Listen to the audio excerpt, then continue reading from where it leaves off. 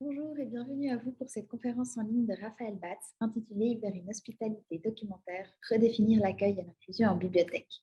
Bonjour à vous Raphaël Batz et merci d'avoir accepté notre invitation. Cette conférence clôt notre programme en ligne pour des bibliothèques inclusives de l'année 2021. Je rappelle que nous avons accueilli Alexia Jacques Casanova en juin dernier sur le thème du design thinking inclusif. Je crois d'ailleurs qu'Alexia est avec nous aujourd'hui et je profite de la saluer.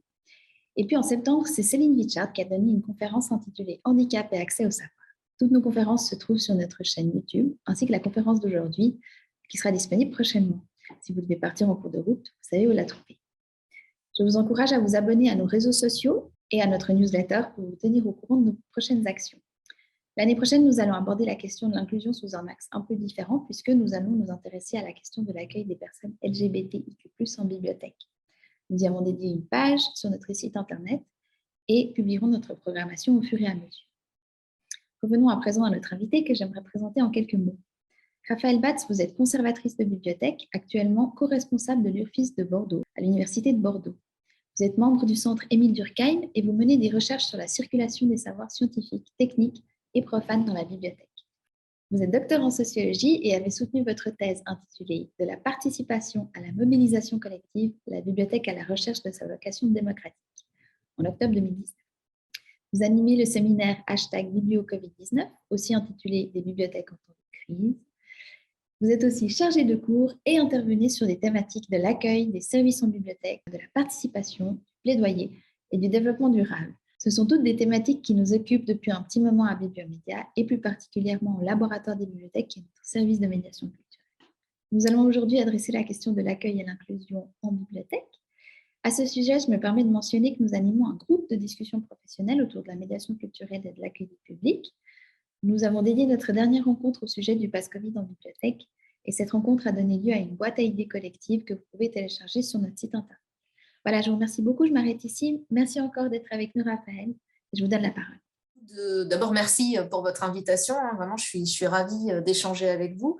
Et donc, je voudrais parler avec vous et partager mes réflexions plutôt, parce que j'en suis toujours que à me poser des questions, sur comment s'assurer que la bibliothèque soit inclusive et diverse. Alors déjà, je voudrais dire un premier point quand je dis ça, c'est que je considère bien que l'inclusion, c'est une fin. C'est ce à quoi on doit parvenir. Ce n'est pas un moyen, ce n'est pas une méthode, mais l'idée, c'est bien de voir, sommes-nous inclusifs? Si nous ne le sommes pas, que faut-il faire pour le faire? Voilà. Et donc, ce n'est pas tant comment être inclusif que comment devenir véritablement inclusif. Mais avant ça, il me faut prendre une petite précaution. Et cette précaution, c'est de dire que je suis française. Alors, qu'est-ce que ça veut dire, être française? Ça veut dire que je travaille en France et que j'étudie les bibliothèques françaises. J'ai donc un regard très français. Bien que je ne sois pas du tout ici pour représenter la France, ce que je veux dire, c'est que je donne ma propre lecture de françaises, qui plus est, des bibliothèques françaises. D'accord? Donc, c'est un regard tout à fait particulier et je tiens à le dire parce qu'évidemment, on n'a pas tous la même bibliothéconomie, on ne la partage pas forcément.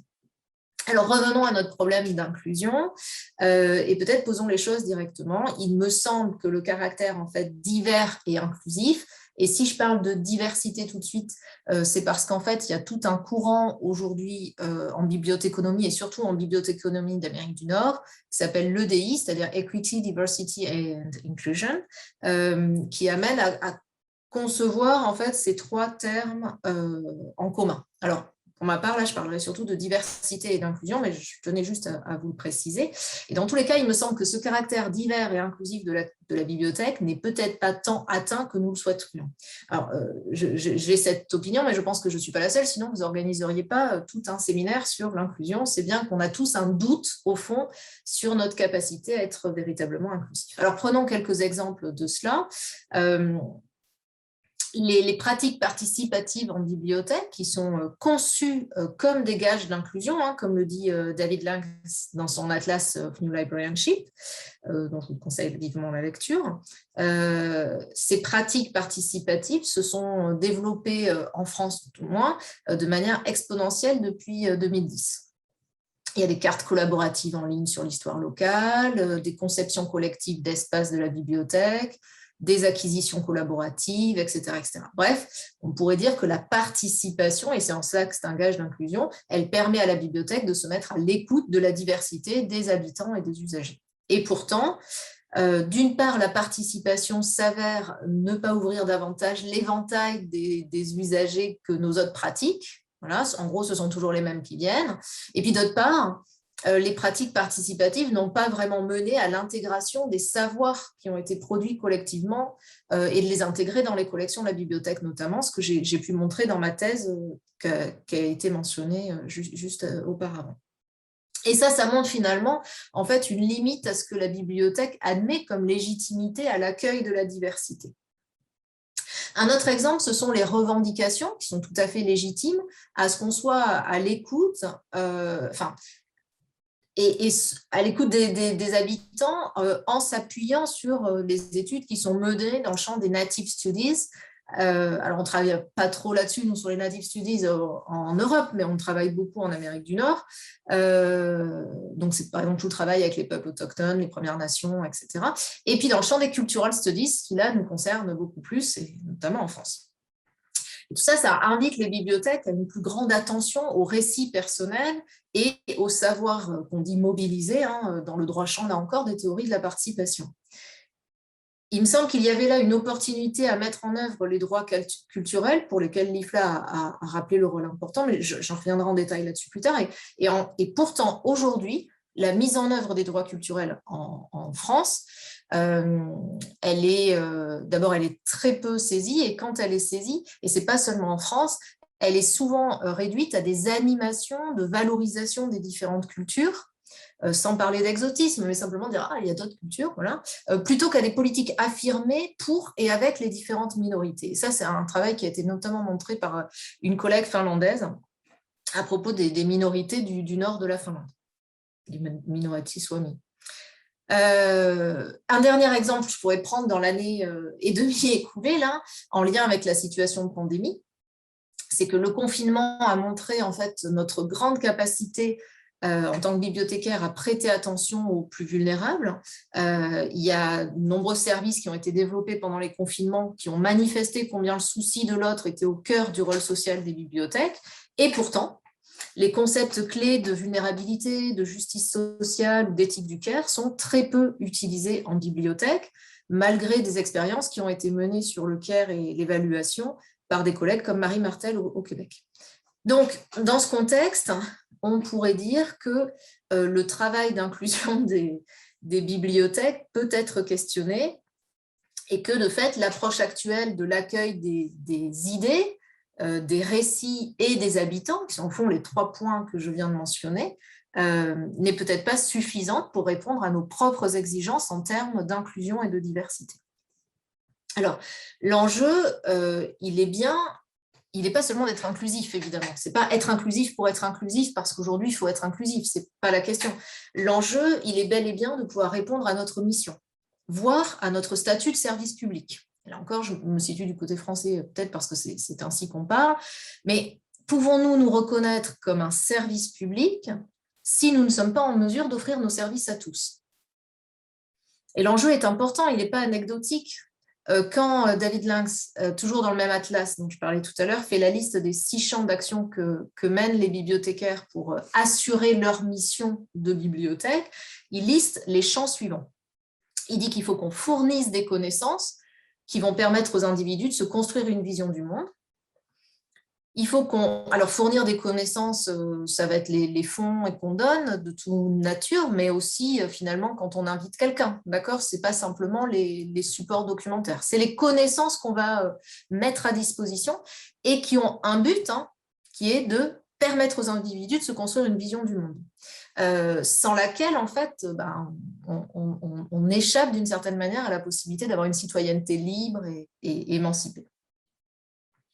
La deuxième champ d'action, c'est inviter des conversations à se tenir au sein de la bibliothèque. Alors, qu'est-ce qu'on entend par là? C'est l'ensemble des animations qui vont faire que vont se confronter des idées. Et qu'en fait, on ne va pas être des bibliothèques idéologiques, à vous dire, voilà ce qu'il faut savoir, mais voilà des choses qui sont pensées sur un sujet. Ça va passer par l'animation, la programmation, mais aussi tout simplement par la valorisation des documents. D'accord ? Quand je mets 2 livres côte à côte sur une table de présentation, je participe de ça.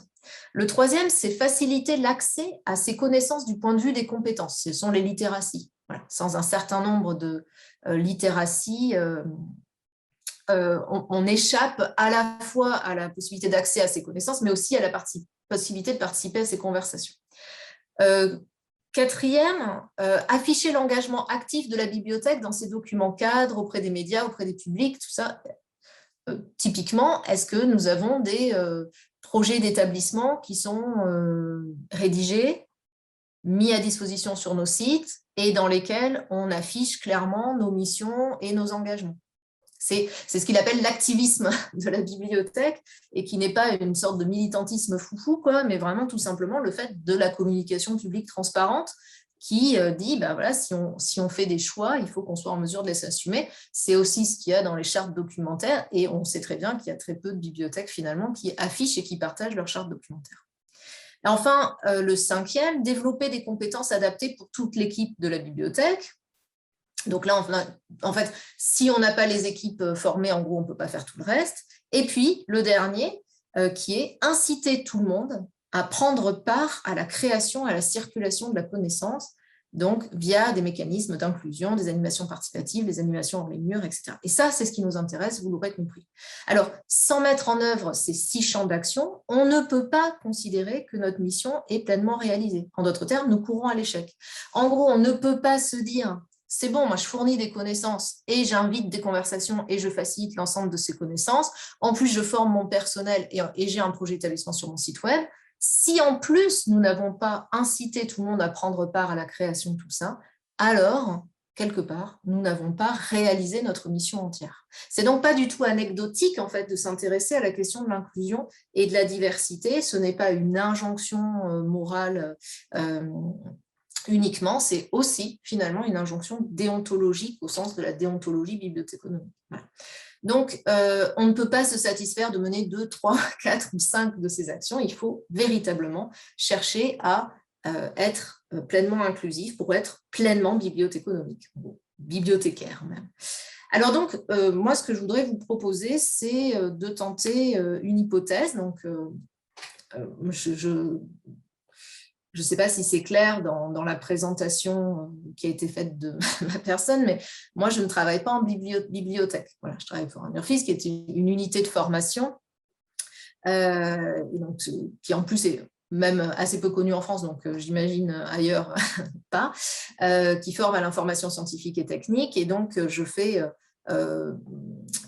j'organise des programmes de formation pour les chercheurs, les doctorants et les professionnels de l'information scientifique qui sont au service de la recherche, et puis je fais de la recherche, d'accord ? Et donc, je travaille sur les bibliothèques tout le temps, c'est mon objet de recherche, j'y ai travaillé, mais ce dont je voudrais vous parler, c'est vraiment d'une manière dont j'essaye de penser les bibliothèques aujourd'hui. Donc, c'est une approche de recherche, c'est pour ça que je disais que j'ai plus de questions que de réponses, et je ne vais pas vous parler de comment je fais tout ça dans ma bibliothèque, puisque je ne le fais pas. Voilà. Puisqu'en fait, j'ai le beau rôle, c'est-à-dire que je me contente de me dire ce serait génial si vous le faisiez, et puis je me dis si vous vouliez bien le faire, ce serait vraiment super, ou en tout cas qu'on teste et qu'on expérimente et qu'on voit si je divague ou pas. Voilà. Donc, je vais vous proposer ma divagation du jour, et en fait, ça fait un petit moment que je divague là-dessus, et donc, je vais appeler une hypothèse pour être un peu plus sérieuse qu'une divagation. Et moi, l'hypothèse que je voudrais tenter, c'est est-ce qu'au fond, si on s'intéressait à la notion d'hospitalité, qui est une notion qu'on utilise très peu en bibliothéconomie, et les rares fois où je la trouve dans des documents, elle est mentionnée pour parler de tourisme. C'est-à-dire comment en fait les bibliothèques peuvent accompagner les actions de tourisme, les touristes qui viennent, etc., et participer de l'hospitalité de la ville en termes touristiques. Le deuxième niveau où on la trouve, c'est effectivement autour, à l'invitation de gens qui travaillent sur l'hospitalité à propos de conférences organisées sur les migrations. Voilà.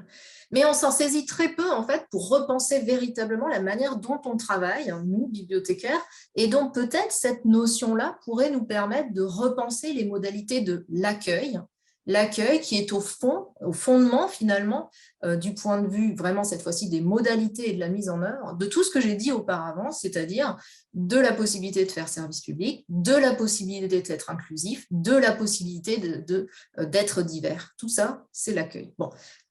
Sauf que d'abord, l'accueil, on le sait très bien, vous et moi, que c'est quand même un mot un peu fourre-tout. Tout est accueil, hein. C'est-à-dire que quand je suis à l'accueil de la bibliothèque, je fais de l'accueil, en gros.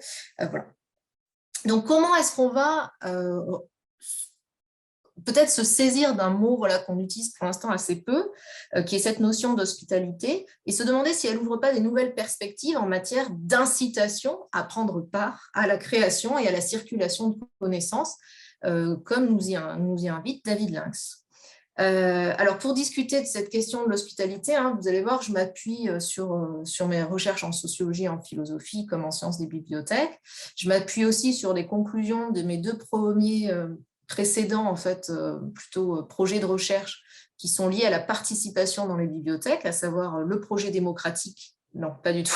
Le projet de démocratie qui est au cœur, en gros, de ma thèse, et le projet démocratie qui était à la Bibliothèque municipale de Lyon, et le projet Placed, qui était un projet pour lequel on avait reçu un financement européen et qui a été travaillé sur 3 bibliothèques, la Bibliothèque municipale de Lyon, la Bibliothèque Docken à Aarhus au Danemark et la Bibliothèque Lundby à Göteborg en Suède. Et puis, bien sûr, je m'appuie aussi sur les échanges qu'on a tenus lors du séminaire qui a été mentionné tout à l'heure, le séminaire organisé en 2020 sur les bibliothèques en temps de crise.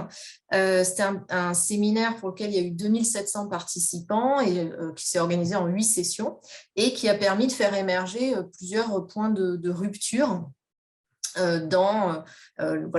qu'on considérait comme des points de rupture dans les modalités d'action des bibliothèques, et notamment en termes d'accueil, puisque finalement, moi, j'ai pu considérer et en parler dans d'autres lieux, qu'il y avait une forme de crise de l'accueil qui était peut-être bénéfique, puisqu'elle nous permettait de réinterroger nos missions bibliothéconomiques, de service public et d'action publique même directement. Voilà. Donc, m'appuyant sur tout ça, je vais vous proposer là aujourd'hui de partir de 3 définitions de l'hospitalité qui, chacune, à mon sens, nous invite à transformer nos modalités d'accueil au sein de la bibliothèque. On va parler de l'hospitalité comme l'accueil de ceux qui sont dans le besoin, ce qui va impliquer notamment un travail de reconnaissance de l'impact de nos actions en termes de vulnérabilité. Tout ça, j'y reviendrai en détail. On va parler ensuite de l'hospitalité comme l'accueil de ceux qui nous sont étrangers, ce qui implique d'accepter aussi combien l'ignorance, l'incertitude, le doute, etc. font partie en fait des chemins positifs de connaissance.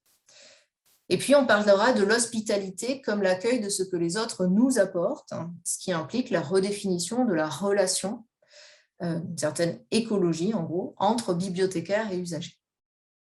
Et en fait, en étudiant cette hospitalité, en fait, on va se donner l'opportunité de construire de nouveaux réseaux d'attention, de reconnaissance et de connaissance qui seront de fait plus inclusifs, plus divers, mais aussi plus troublants.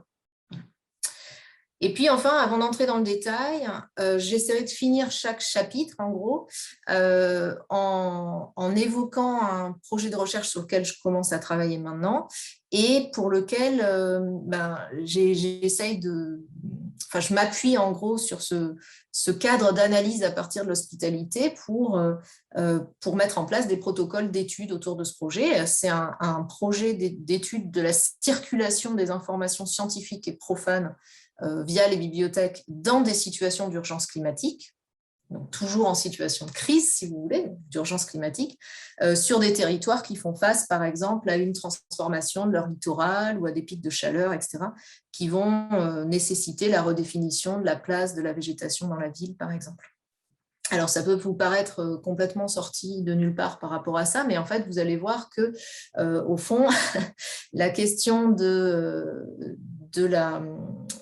l'hospitalité, en fait, elle nous encourage, et c'est là où c'est intéressant, à vraiment reconsidérer totalement notre position, en fait, dans nos territoires, et aussi bien en termes de notre agence, donc de notre possibilité d'action, que de notre capacité à écouter ceux qui font face à ces situations de vulnérabilité et d'urgence.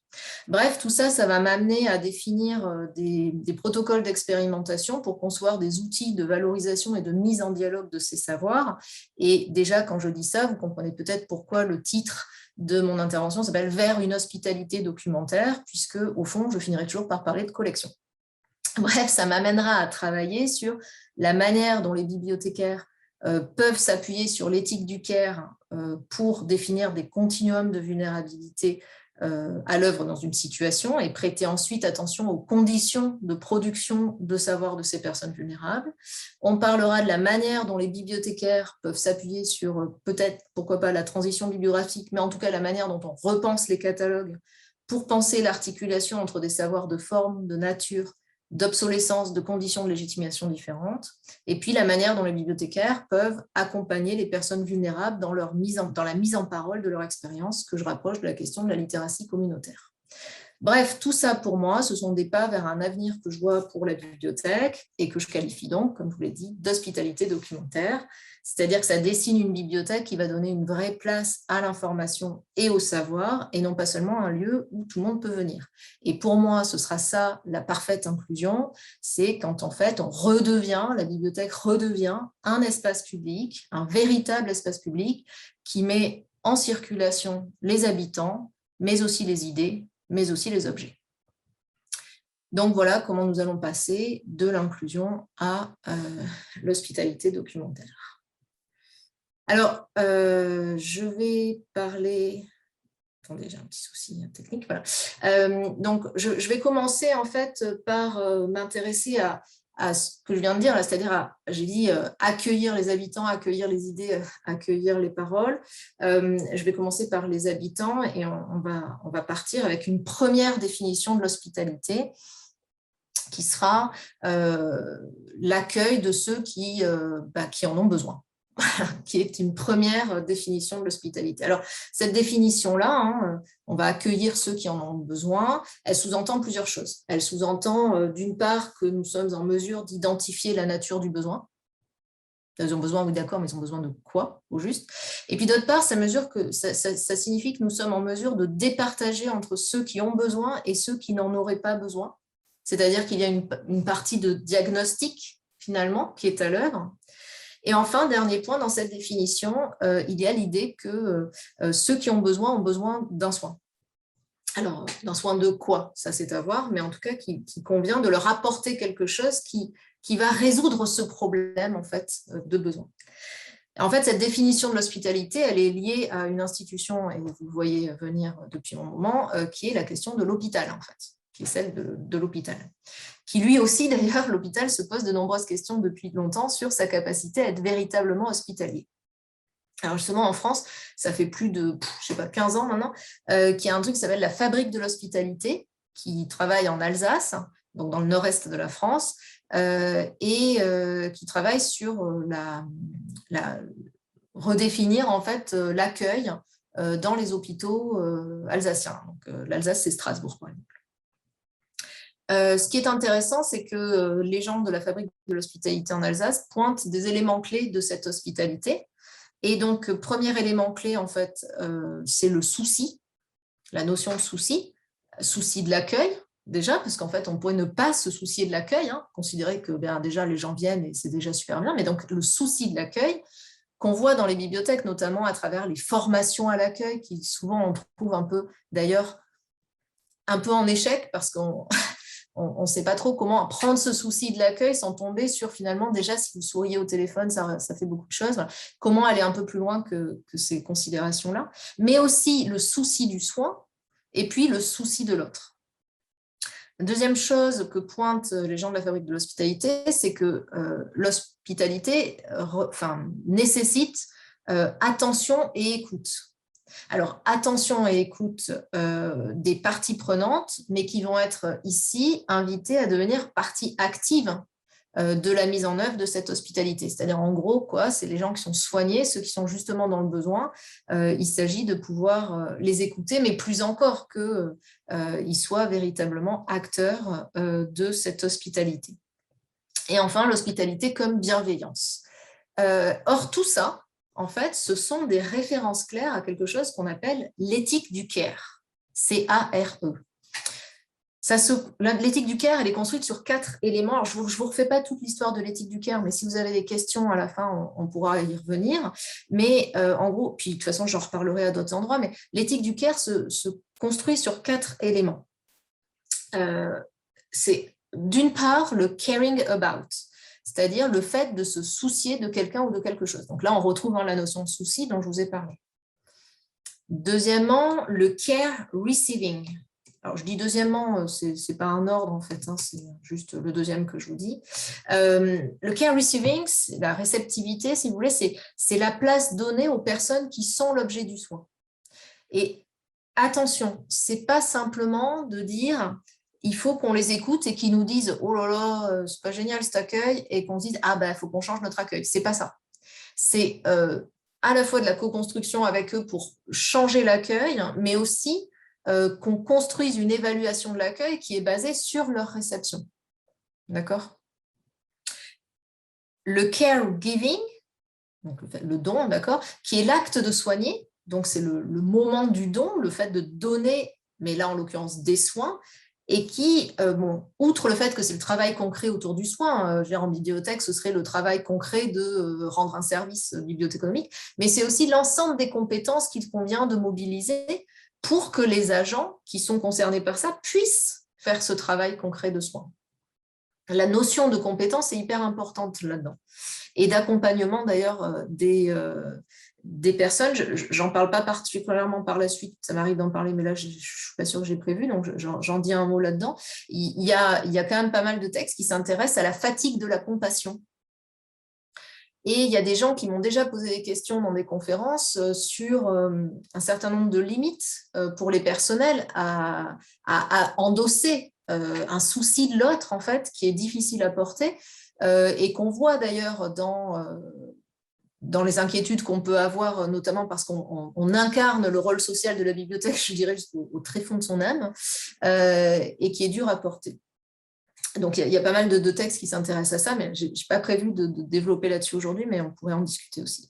Et puis, le dernier point, c'est le caring for, qui est en fait le fait d'assumer de prendre soin de quelqu'un ou de quelque chose, et qui est au fond la responsabilité, d'accord ? Nous relie à cette question de responsabilité, et qui dépasse l'individu, qui est bien sur la question de la...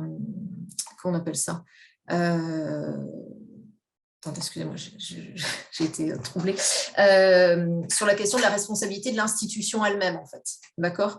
Et qui finalement s'approche assez de ce que je vous disais tout à l'heure en introduction, un peu, qui est dans quelle mesure, c'est la question de l'activisme, en fait, de David Lacks, c'est-à-dire dans quelle mesure on assume totalement, finalement, les partis pris qu'on prend. Alors, de tout ça, on pourrait se dire, super, cette définition, c'est hyper intéressant, mais enfin, quel est le rapport avec les bibliothèques ? Parce qu'en fait, la bibliothèque, ce n'est pas un hôpital, a priori. Et est-ce qu'on y soigne les gens ? Est-ce que c'est un travail de soin ? A priori, non, on pourrait dire que ce n'est pas un travail de soin. En tout cas, on ne se qualifie pas comme des soignants. Alors, à cela, je vais prendre 3 exemples qui font que peut-être que si, en fait. Alors, la première chose, c'est la question de bibliothécaire médecin, est-ce que c'est la même chose par exemple ? Non, on est d'accord, le bibliothécaire n'est pas un médecin. Et moi-même, je dis régulièrement à mes collègues, nous ne sommes pas chirurgiens cardiaques. D'accord ? Tout va bien se passer. Et si jamais ça se passait mal, personne ne devrait mourir des actes que nous décidons de faire. Donc déjà, ça, au cas où vous seriez inquiet, c'est un point important et c'est une grosse différence. Mais néanmoins, la similarité entre médecine et la bibliothéconomie, entre la médecine et la bibliothéconomie. Quand je dis similarité, je devrais dire le parallèle entre ces deux arts a été pointé par plusieurs auteurs, et notamment par Bertrand Callange. Et dans un texte fameux, si vous ne l'avez pas lu, allez le lire parce qu'il est vraiment très important, qui s'appelle « Qu'est-ce que la bibliothéconomie ?» C'est dans le BBF, je ne sais plus en quelle année, dans les années 90, je crois. Il fait un parallèle très clair entre l'acte médical et l'acte bibliothéconomique. Et il considère que nous faisons tous des diagnostics et puis que nous offrons des traitements. Et en fait, cette notion-là, ce parallèle-là, on le retrouve aussi dans un autre terme qu'on utilise beaucoup en bibliothèque et en médecine, c'est la notion de prescription. Il y a une idée de diagnostic dans la définition de Bertrand Calange, mais qui, attention, ne porte pas tant sur les individus, contrairement au médecin qui va prendre une personne et qui va diagnostiquer son état, que sur une réflexion sur la situation et l'état de la société pour la bibliothèque. C'est-à-dire une réflexion aussi sur ce qu'est l'exclusion. Calange parle d'anomalie, c'est-à-dire que, par exemple, une personne qui ne sait pas lire est une anomalie, non pas en tant qu'individu, mais dans le corps vivant que représente une société où tout le monde va à l'école. C'est donc une anomalie de la société, d'accord ? Ça ne veut pas dire que la personne est malade, ça veut dire que la société est malade. C'est hyper important. C'est là la grosse différence entre ces deux arts qui ne sont pas des sciences, qui sont la bibliothéconomie et la médecine. Ce qui est malade, donc ici, ce n'est pas la personne, mais la société qui est en déficit de réussir son projet, notamment son projet de citoyenneté et de démocratie, d'accord ? Ce qui est sous-entendu ici, c'est l'idée de groupe social de Durkheim. Considère que le groupe social, en fait, est un ensemble dont toute personne qui en serait extérieure, toute personne qui ne rentre pas dans le groupe social est de fait exclue, volontairement ou involontairement, mais en gros, il convient aux institutions et donc à l'État, en fait, de permettre aux personnes de revenir dans le groupe social. Les exclusions pouvant être, par exemple, le chômage ou des choses comme ça. C'est ce qui a permis, en fait, en France, le développement justement des écoles, des bibliothèques, etc., sous les modalités qu'on connaît, notamment de gratuité. Mais c'est ce qui permet aussi à la France de s'être dotée de la sécurité sociale, etc. C'est ce qu'on appelle, en fait, le fondement de la démocratie sociale française. Or, et même si tout ça est fantastique, et personnellement, je suis très heureuse d'avoir eu cette chance de naître dans ce pays pour ça, ça pose quand même un certain nombre de questions. Ça pose notamment une question d'écoute et de reconnaissance de ce qui peut se vivre en dehors du groupe social. Parce que comprenez bien qu'en fait, si on considère qu'il y a un groupe social dont chaque personne qui n'est pas sous les modalités de ce groupe social est exclue de la société, c'est qu'on peut parler de groupe social dominant. D'accord ? C'est-à-dire que qu'est-ce qui peut se vivre en dehors du groupe social ? Est-ce que c'est forcément une situation de détresse ? C'est-à-dire l'exclusion du groupe social est-elle forcément une situation de détresse ? Et d'autre part, est-ce que ce qui se passe hors du groupe social ne peut pas apporter quelque chose au groupe social dominant ? Et dans l'idée d'une anomalie en fait, qu'il convient de soigner et de réparer, on n'est pas véritablement à l'écoute des autres modalités des personnes pour passer outre l'anomalie et peut-être quand même être heureux, par exemple. L'approche habituelle de l'exclusion, si vous voulez, elle vise à ramener l'exclu qui est défini comme tel par la société dans le groupe social au détriment d'une prise en compte de ce que cette personne produit, construit, habite, invente, expérimente, crée pour sa propre émancipation. Or, il me semble que la notion d'hospitalité, couplée à celle de care, comme je l'ai définie tout à l'heure, nous invite à voir autrement ce que les autres peuvent dire de leurs expériences, justement puisque on va avoir cette idée de care receiving, que la personne soignée est finalement tout à fait apte à apporter non pas seulement un regard sur le soin, mais un regard sur la manière dont elle vit sa maladie, dont elle vit le soin, et qui n'est pas forcément dans la manière, une manière de penser la personne comme une victime en fait de ce qui lui arrive. À mon sens, c'est l'occasion d'interroger aussi autre chose qu'on appelle la parenté, ce concept de parenté qu'on retrouve notamment chez Haraway et Desprez, qui nous invite en fait à penser les espèces d'un territoire en fait comme des êtres avec qui on a plus en commun du fait d'être dans une même situation en fait de trouble que de choses en divergence. Voilà. Et ce concept-là de parenté, de kinship, il nous invite à poser la question de comment en fait on va recueillir toutes ces paroles, les savoirs d'un territoire pour pouvoir les faire entendre. Voilà. C'est-à-dire au fond, est-ce qu'il n'y aurait pas intérêt à remettre la bibliothèque au cœur d'un processus narratif qui va accueillir toutes ces paroles, etc. Et on y reviendra. Ajoutons à ça que dans la définition de Calange, il m'a toujours semblé qu'il manquait quelque chose. D'ailleurs, dans ma thèse, je me suis calée sur l'analyse de la participation sur ce même schéma de Calange en disant voilà, quel est le diagnostic qui fait qu'on va faire de la participation, quelle anomalie on a repéré qui fait qu'on va faire de la participation, quel traitement on donne, c'est-à-dire que produit la participation, et puis j'ai rajouté les effets secondaires. Parce qu'au fond, en fait, c'est quand même un élément important du soin, c'est qu'il n'y a pas d'action qui n'ait pas d'effet. D'accord? Voilà, je dirais c'est physique.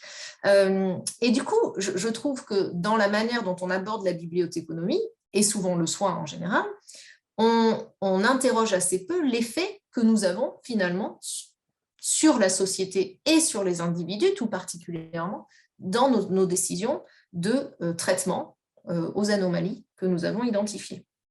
Alors ça nous invite à prêter doublement attention au travail de co-conception de nos services qu'on pourrait mener avec les personnes vulnérables. Je reviendrai plus tard sur la notion de vulnérabilité. Donc, c'est le care receiving dont je parlais, c'est la participation, évidemment. Et puis, ça pose plein de questions. Je vous donne juste un petit exemple. Là, donc, moi, j'organise des programmes de formation pour les chercheurs et les doctorants. Et puis, il y a un truc sur lequel j'aimerais travailler, c'est on travaille beaucoup sur des outils numériques, voilà. Et je me dis, ben voilà, comment est-ce que je suis sûre que ces outils ils sont véritablement utilisables par les personnes en situation de handicap? Bon, j'en sais rien en fait, parce que je ne suis pas dans cette situation-là. Et puis en parlant avec une chercheuse qui travaille un peu là-dessus, elle me disait qu'il existe une asso des étudiants en situation de handicap, des doctorants en situation de handicap. Et elle me dit, mais si vous allez les voir et que vous leur demandez ce qu'ils en pensent, etc., il faudra penser à une rétribution, une rémunération. Et en fait, il y a quelque chose d'hyper intéressant qui se passe là aussi, qui est qu'on a tendance à… Et en fait, c'était un peu hideux de ma part, mais quelque part, je me suis dit, ah oui, je n'avais pas du tout pensé qu'à un moment donné, peut-être il faudrait que je les paye. Voilà. Parce que je ne les ai pas considérés comme une forme de service, en fait, de prestation, mais vraiment plutôt comme un témoignage. Or, en fait, il y a quelque chose peut-être qui va être intéressant là, c'est qu'on réinterroge la manière dont on travaille avec les gens qui sont en situation de vulnérabilité par rapport à ce qu'on propose. Enfin, quoi qu'il en soit, sur le travail de co-conception, il y a deux autres éléments dont j'aimerais vous faire part. C'est le travail de Marie Martel, que j'ai vaguement évoqué tout à l'heure, qui est donc une chercheuse canadienne, une bibliothécaire, qui a travaillé aussi avec des sociologues en design de services publics, et notamment d'espace, bibliothèque, et ils ont travaillé sur comment ils pouvaient utiliser le CARE à la fois dans leur modalité d'action, mais aussi pour évaluer la manière dont on fait ces projets participatifs de co-construction. Et on le fait beaucoup, ça. On utilise beaucoup les biblioremix, les trucs comme ça, etc. Et du coup, se poser la question de comment on le fait et est-ce qu'au fond, l'éthique du CARE ne pourrait pas nous servir comme outil d'évaluation. La deuxième chose, c'est qu'il existe un outil au Québec qui est hyper intéressant qui s'appelle l'audit d'inclusion publique. Et donc, c'est un outil avec des questions et les collègues qui s'intéressent à l'inclusion peuvent aller évaluer, auto-évaluer en fait leur travail d'inclusion. C'est un audit, quoi. Et ce qui est hyper intéressant, c'est qu'il y a quelques questions sur les réalisations, il y a quelques questions sur la réceptivité, d'accord? Et puis, il y a beaucoup de questions sur l'intention, c'est-à-dire tout ce qu'on a mis en place pour pouvoir réussir à faire tout ça, c'est-à-dire former les collègues, avoir un budget, avoir des équipes, etc. etc. Bref, d'une manière plus générale, tout ça, ça oblige l'institution en fait à prendre position aussi en s'engageant dans des actions qui vont répondre à des situations qui sont la marque d'un défaut de la société, d'accord, d'un déficit de la société. Ça, c'est un positionnement, d'accord ? C'est déjà une certaine… Ça montre bien que la question sociale, elle est avant tout politique, en fait. Et ces situations de vulnérabilité qui sont déjà présentes ou celles qu'on prévoit de voir apparaître, qu'il s'agisse des questions de pauvreté, notamment du fait de la situation actuelle, ou des situations de changement climatique, en fait, qui amènent un certain nombre de vulnérabilités, etc. Bref, non seulement ça nous interpelle, ça interpelle aussi nos organisations tutélaires, que ce soit les universités, les municipalités, etc., et ce, de manière concrète. Et il me semble qu'il s'agit plus de considérer que par principe les institutions publiques ont un rôle à jouer, mais bien d'affirmer les modalités de ce rôle et de se rendre compte de ce qu'on produit nous aussi en fait des faits. Alors le deuxième point que je voulais dire sur cette question du rapport du bibliothécaire à l'éthique du CARE et à cette hospitalité, je voudrais vous parler de la charte Marianne. Je ne sais pas si vous connaissez la charte Marianne, c'est un outil en fait qui a été développé en France, qui a d'ailleurs changé de nom depuis peu, ça doit s'appeler la démarche Marianne ou la démarche qualité, Mais en gros, c'est un outil qui est développé pour la modernisation du service public en France. Donc, c'est vraiment développé par l'État. Et c'est en gros une grille d'analyse de notre capacité à rendre un service public de qualité, c'est-à-dire à bien répondre aux besoins de tout le monde, quoi. Voilà. Et ce qui est hyper intéressant, c'est de regarder l'évolution de la Charte Marianne sur les dernières années. Et donc, je vous prends 2016, par exemple, je vais prendre un point.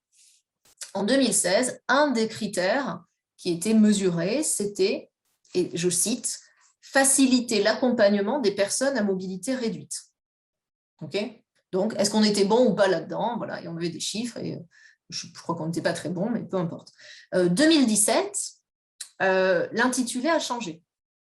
Et c'est devenu faciliter l'accès aux démarches des personnes en situation de handicap.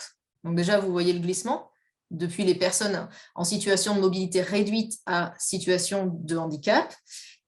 Donc déjà, il y a l'ajout du mot situation et puis il y a l'élargissement. Mais ce n'est pas fini. Donc c'est faciliter l'accès aux démarches des personnes en situation de handicap et nous accueillons de manière adaptée les personnes en difficulté.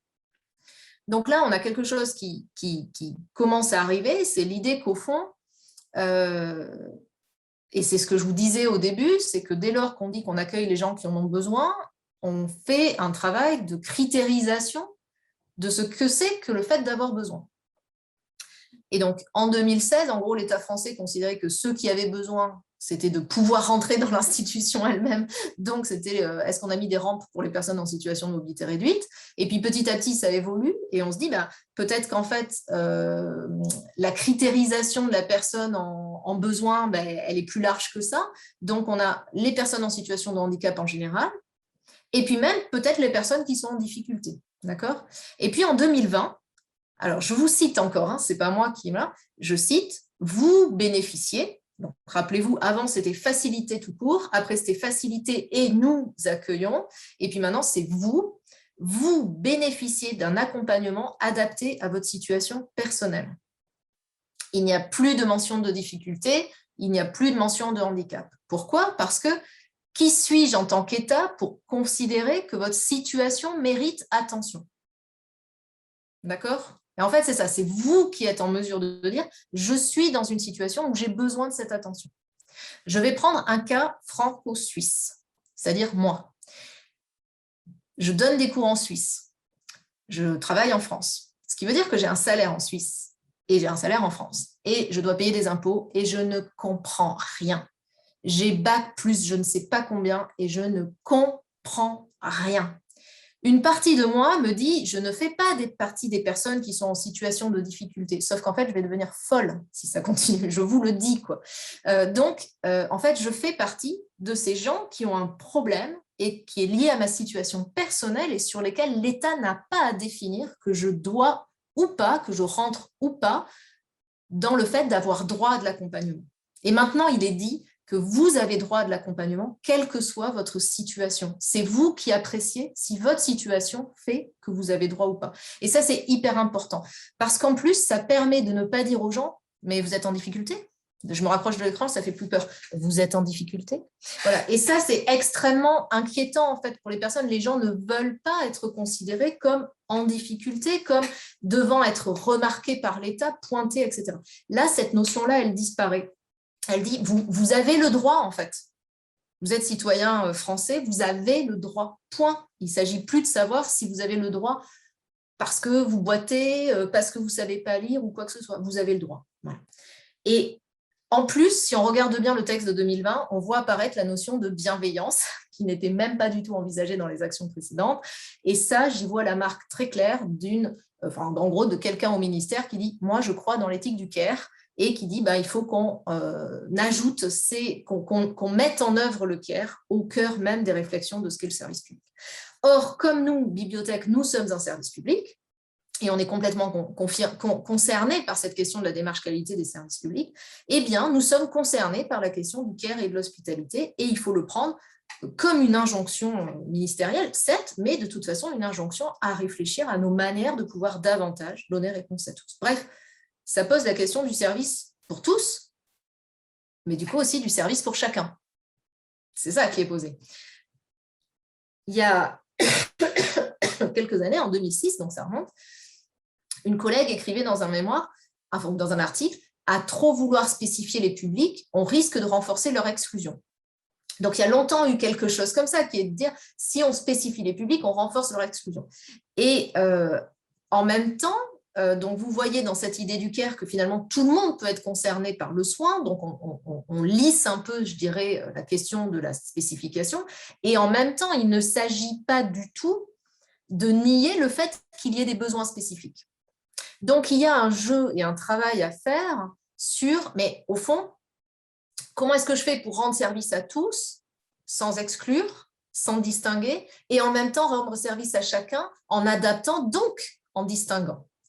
Ça me fait penser qu'au Québec, je suis désolée, je parle beaucoup du Québec, mais parce que sur ces questions-là, je suis désolée, ils sont quand même assez forts. Mais il y a une bibliothèque qui s'appelle Mirabel, qui a mis en place un service dédié pour les enfants en fait, en situation de handicap, notamment tout ce qui va être handicap, le autisme, etc. etc. D'accord ? Et en fait, ils ouvrent la bibliothèque le samedi matin avant l'horaire habituel, donc genre la bibliothèque doit ouvrir à 10h, je dis n'importe quoi, et de 9 à 10, elle n'est ouverte que pour ces enfants-là, avec leurs parents. Ça veut dire que c'est quand même assez fou parce que les bibliothèques ne travaillent pas trop dans cet aspect-là. Genre, on est ouvert que pour un certain public. Encore qu'il y a pas mal de bibliothèques qui le font sur la jeunesse, genre le mardi matin pour les écoles ou les trucs comme ça. Mais là, c'est vraiment pointé en gros sur les enfants avec handicap. Et en fait, ils ont obtenu ça de haute lutte, mais ils ont obtenu ça en disant mais c'est hyper important parce que pendant cette heure-là, on éteint les trucs qui font du bruit, on met d'autres types de lumière, on met d'autres types de relations, d'autres types de musique, etc., etc. Et en fait, les enfants qui viennent pendant cette heure-là, eh bien, après, ils restent. Ils restent, mais ils se sont habitués. Et petit à petit, en fait, ils vont pouvoir rejoindre finalement le groupe social. Et bien sûr, les bibliothèques développent aussi des réponses mixtes. Les espaces faciles à lire qui se développent dans les bibliothèques, qui sont une forme de réponse adaptée à des besoins, mais qui essayent aussi de ne pas jouer sur la spécification, genre c'est fait pour si tu ne sais pas lire. Non, c'est facile à lire, mais tu peux le faire parce que tu es un enfant ou un adulte, tu peux le faire parce que tu as un handicap, ou tu peux le faire parce que tu n'as pas envie de te prendre la tête et qu'il a l'air chouette ce livre, et puis c'est tout, quoi. J'ai quand même un peu des doutes sur le nombre de personnes qui prennent les bouquins de faciles à lire, tamponnés, etc. Bon, il y aurait des enquêtes à faire, moi je ne connais pas bien là-dessus, mais vous le connaissez peut-être mieux que moi. Il y a aussi les animations dédiées, les ateliers d'alphabétisation, les permanences santé, les services sociaux, etc. Et puis les bibliothèques multiservices, le développement des bibliothèques centres sociaux, etc. Par exemple, une bibliothèque multiservice qui va ouvrir bientôt, qui est en train d'ouvrir, la bibliothèque Vaux-en-Velin à côté de Lyon. Dernier point que je voulais ajouter sur le rapport soins, care, hôpital, bibliothèque, c'est la question du regard sur l'autre, et je vais en venir à la notion de vulnérabilité dont je parle tout à l'heure, puisque en fait, jusque-là, on a toujours considéré qu'en fait, les gens qu'on servait, il y avait ceux qui avaient besoin, ceux qui n'avaient pas besoin, et donc on est tout le temps à la recherche, vous savez, de ces fameux non-publics, de ces publics empêchés, de ceux qui sont éloignés d'eux, etc., etc. Or, il me semble que le premier confinement a eu pour occasion tout à fait bénéfique de bousculer ce regard qu'on portait sur les publics, puisque là, pour la première fois, on a fait une communauté d'expérience entre ces publics et entre les publics, c'est-à-dire au fond les habitants, puisque là, ils n'étaient plus publics, ils étaient habitants, et nous. Et cette situation inédite d'enfermement, elle a suscité une empathie envers tous ceux et celles qui partageaient la même situation. Ça nous a rendu, je pense, très réceptifs aux besoins identifiables des personnes et donc au développement aussi de services pour y répondre le plus vite possible. Et pour une fois, je trouve que l'approche de la proposition de service n'a pas été abordée par le prisme de l'accessibilité, qui est souvent au cœur de la notion d'inclusion. Elle a été au contraire pensée sur des besoins des personnes en situation de confinement, c'est-à-dire en dehors de l'usage de la bibliothèque. C'est-à-dire que la question, elle était, les gens sont en confinement, de quoi ont-ils besoin? Qu'est-ce que la bibliothèque peut faire? Alors que d'habitude, on disait, la bibliothèque est là, les gens viennent ou pas, qu'est-ce qu'on fait comme service? Pourquoi les gens ne viennent pas à nos services? Pourquoi? Et ce n'est pas du tout la même chose. D'accord. En d'autres termes, le confinement a créé pour les bibliothécaires une situation inédite d'attention aux gens véritables, aux habitants, une expérience partagée qui plus est, etc.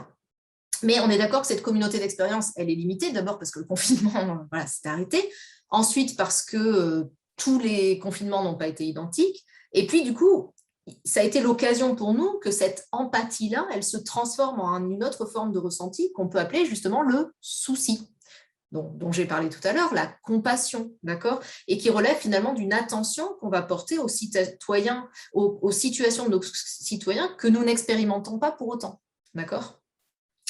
Et avec la fin du premier confinement, notre identité d'expérience a fait long feu, mais en revanche, il nous est resté cette attention, ce souvenir de l'expérience partagée qui va nous conduire à prendre une nouvelle approche du rapport au service que nous proposons. Et ça nous amène à penser la notion de vulnérabilité. Alors, d'une manière générale, je vais citer la définition que donne l'ADEME sur la vulnérabilité, puisque la vulnérabilité, ça représente une condition qui résulte de facteurs physiques, sociaux, économiques, environnementaux qui prédisposent les éléments exposés à la manifestation d'un aléa à subir des préjudices et des dommages. En gros, ça veut dire quoi? Ça veut dire que il n'y a pas de vulnérabilité qui surexiste, je dirais, à l'aléa, c'est-à-dire au problème.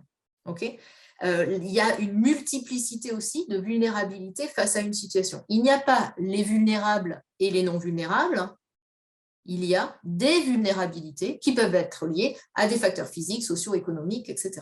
Et donc, si vous arrivez à repérer dans tout le truc que j'essaye de vous donner, vous voyez bien que quand je dis qu'il n'y a pas les vulnérables et les non vulnérables, c'est qu'on n'est pas dans ce schéma de l'exclusion-inclusion dont je parlais tout à l'heure, avec le groupe social dominant et les autres qui n'y sont pas, c'est dommage, il faudrait qu'ils viennent.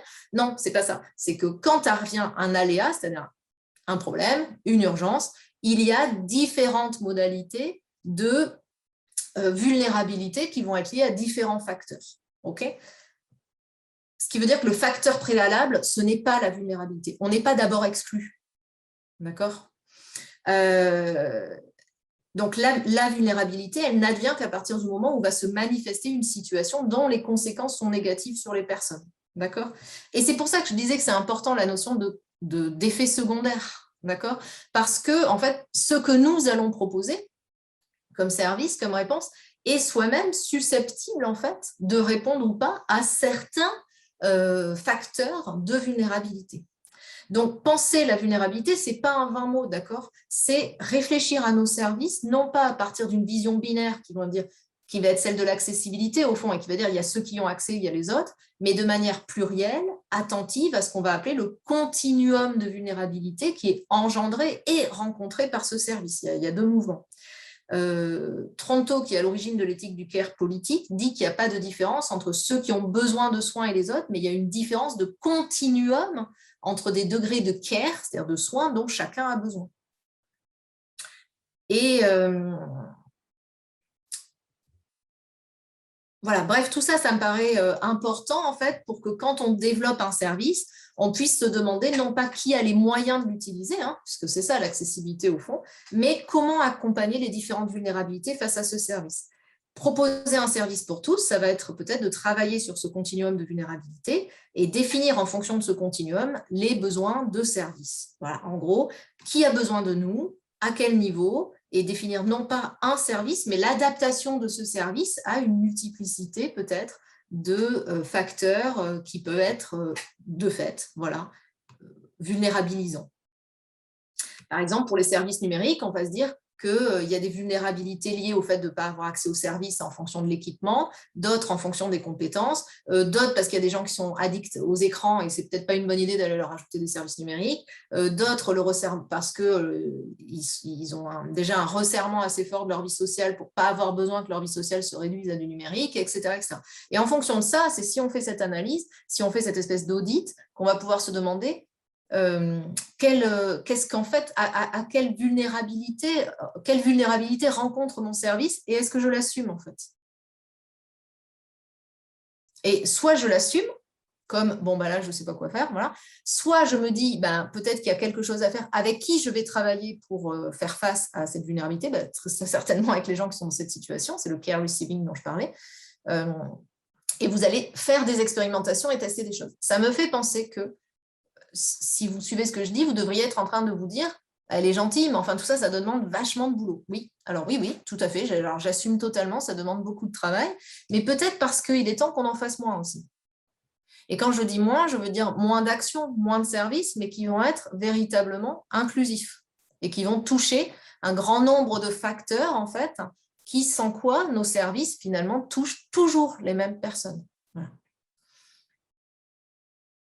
Alors, juste pour vous dire, dans mon projet de recherche là, dont j'ai parlé, Ecodoc qui veut dire en fait écologie documentaire, moi, ça va m'inviter à faire une grande attention au continuum de vulnérabilité et notamment au continuum de vulnérabilité qui est sous-tendu dans les situations d'urgence climatique. Alors voilà, je vous passe tout ça, mais pour ma part, je pourrais détailler, mais on n'a pas beaucoup de temps. En gros, je vais m'intéresser en fait à ne pas tenir compte que des vulnérabilités physiques auxquelles on pense vite, mais à inscrire aussi mon projet dans le temps de mobilisation en fait de la lutte contre ces vulnérabilités. Peu importe. Je passe à la deuxième définition de l'hospitalité. Et pour la deuxième et la troisième, j'irai assez vite parce que je crois qu'il me reste quoi, en fait? Il me reste combien de temps? Un quart d'heure. Un quart d'heure, voilà. Bon. J'avais peur de ne pas avoir assez, donc j'ai beaucoup détaillé, puis finalement, j'ai toujours trop. Donc, la deuxième définition, parce qu'en fait, cette première définition, je la trouve déjà, si on faisait ça, c'est pour ça que j'insiste sur tout ça, déjà, ce serait un changement de paradigme. Voilà. Donc déjà, c'est bien. Mais moi, je trouve que ça ne suffit pas parce que je suis un peu pénible. Je pense que ça ne suffit pas et c'est pour ça qu'on a besoin de deux autres définitions de l'hospitalité qui nous permettraient de monter encore plus en capacité à répondre à ces enjeux-là. La deuxième définition de l'hospitalité, c'est le fait d'accueillir ce qui nous est étranger. C'est une définition qu'on retrouve dans notamment l'Antiquité méditerranéenne, l'étranger qui est mon hôte mais qui n'est pas mon ennemi, etc. En tout cas, du moins tant qu'on est hôte. C'est ce qu'on retrouve dans les pratiques gratuites de réception, etc. C'est ce qu'on trouve aussi dans le travail de quelqu'un comme Michel Agier, qui est un anthropologue qui travaille beaucoup sur l'hospitalité, et qui, pour vous donner un peu idée du titre de ses bouquins, parce qu'il s'intéresse beaucoup à cette question-là, comment on accueille ce qui nous est étranger. Un de ses livres s'appelle « L'étranger qui vient », un autre s'appelle « Gérer les indésirables », etc. Donc, il y a vraiment en fait une très forte perception chez lui du fait que l'hospitalité demande une capacité à accueillir ce qui nous est finalement troublant, d'accord ? Qui ne nous ressemblent pas. Parce qu'accueillir ceux qui nous ressemblent, c'est très facile en vérité. En plus, s'ils ont besoin de nous, alors là, c'est tout bénef, quoi. Je dirais, c'est très bon pour son ego. Sauf que c'est plus compliqué que ça. Et c'est pour ça qu'on ne peut pas se satisfaire de cette première définition que je vous ai donnée, même si elle est déjà très encourageante pour la redéfinition de notre accueil, parce qu'en vérité, l'accueil, ce n'est pas seulement ceux qui ont besoin du soin, c'est aussi ceux qui ont, d'une part, peut-être pas besoin de soin, mais qui en plus nous sont différents, quoi. Véritablement différents. Et cette conception de l'hospitalité, elle nous invite finalement à assumer que ce qui nous relie est plus important que ce qui nous éloigne et en faire la clé justement de notre action. C'est aussi cette définition qu'on trouve dans les textes d'Étienne Tassin, notamment à propos du cosmopolitisme. Alors, là encore, ce ne sont pas des choses qui sont complètement absentes des bibliothèques. L'attention qu'on a portée aux gens pendant la crise, elle nous a aussi, comme je disais, porté, à réaliser que ce qu'on a vécu est en vérité le mode habituel de gens, en fait. Un mode habituel de gens, que ce ne soit pas leur mode de vie souhaité, mais il y a quand même beaucoup de gens, en fait, dans le monde qui ont vécu par la maladie, l'incarcération, l'isolement, la transformation climatique de leur territoire, des formes de confinement. Nous, on l'a vécu à ce moment-là, et peut-être parmi vous, d'autres l'ont vécu à d'autres moments sans que tout le monde se soit dit « Waouh, t'es en plein confinement », d'accord ? Donc peut-être qu'en fait, il faut être accueillant à l'écoute de ces différentes manières de ce qu'on va appeler habiter le monde. Je ne vais pas développer sur la notion d'habiter le monde, j'en reparlerai un peu, mais tout doucement, avant même que nous en partagions l'expérience. Et c'est ça qui va être intéressant, c'est-à-dire que l'écoute des récits ne doit pas attendre que la crise nous frappe tous. Ça va être à nous plutôt d'être frappés par ces expériences de crise, d'accord, et de troubles. Et c'est justement parce qu'on va pouvoir écouter ces paroles qui sont différentes, qui sont divergentes finalement de ce que nous on vit et de ce que la société vit à un moment donné, qu'on va peut-être être en capacité après d'habiter le monde et de s'adapter à des situations de trouble. Et cette question de l'hospitalité, elle est étudiée donc dans les textes qui parlent de la notion d'habiter le monde. C'est une notion qui est d'abord développée par Heidegger, dans un texte qui est facile à lire, donc si ça vous intéresse, il y en a qui ne sont pas faciles à lire, mais celui-là, il l'est.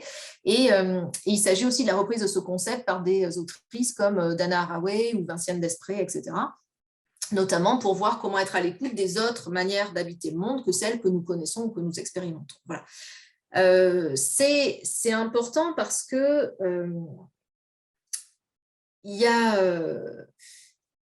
on a tendance en fait à cette idée d'habiter le monde, en fait, elle met les individus dans un temps et un espace partagé. Et on n'habite pas un monde neuf, d'accord? On habite un monde qui a un passé dont on espère qu'il aura un futur. Il s'agit aussi de se mettre à l'écoute en fait de ce qui construit notre monde actuel, c'est-à-dire des récits passés, etc. Je ne vous cache pas que là en France, il y a de telles critiques contre les études décoloniales, féministes, etc., qu'on est assez loin de cette compréhension que lire le présent, ça implique de comprendre sur quoi on est construit. C'est-à-dire qu'il y a une idée qu'en fait, le passé, c'était avant, sur une sorte de ligne horizontale comme ça. Alors qu'en vrai, le passé, il est avant, mais sur une ligne verticale, ça veut dire qu'on est au-dessus. Et que si on défonce nos fondations, en fait, il n'y a plus rien qui passe, quoi. Voilà, il n'y a plus rien qui marche. Donc, on a vraiment besoin de construire aussi ces fondations pour comprendre ce que nous sommes aujourd'hui et comprendre peut-être le côté bancal de la manière dont on vit aujourd'hui.